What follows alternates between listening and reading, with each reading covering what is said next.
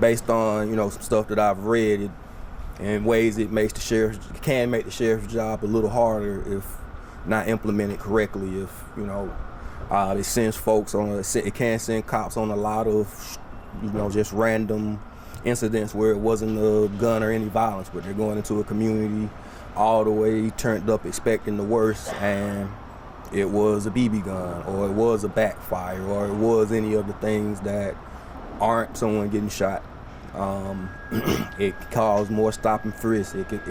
We're only putting it in a few neighborhoods, so those neighborhoods are going to get the cops visiting them that much more frequency. It's kind of a cycle. You look for something, you're going to find something.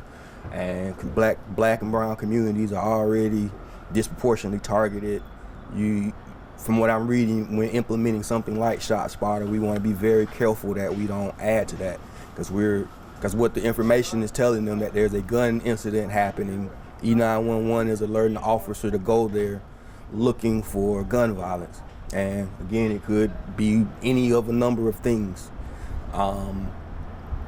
And that can lead to a dangerous, escalating situation if our officers aren't properly trained, if a lot of things have to go right. And like I say, just reading up on the city of Chicago, they call it Inspector General, had a lot to say that was very interesting. Not to discount the usage of it, and it does have some positive aspects, but implementation and knowing what you're doing with something a tool this powerful is very important. And also, it's just one tool that's going into the suppression angle of policing. The prevention and intervention is really, in my mind, where we need to be. We know that the neighborhoods that we're putting ShotSpotter in, we know that they are already considered unsafe and that violence happens there.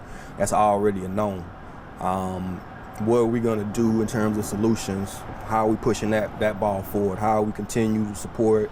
I like the Making Mental Health Matters. What is it doing? How are we continuing to impact neighborhoods? To me, is where we really see change, when kids are graduating, being healthy, finding food, finding jobs, benefiting society at a clip that's much higher now, that folks are able to read and be a part of the city every day, is to me what solves gun violence. Detaching hard living and low income from poverty. But so I mean, it's an interesting tool. I'm more than happy for the sheriff's department and them to use it, but I don't not overly joyed about it.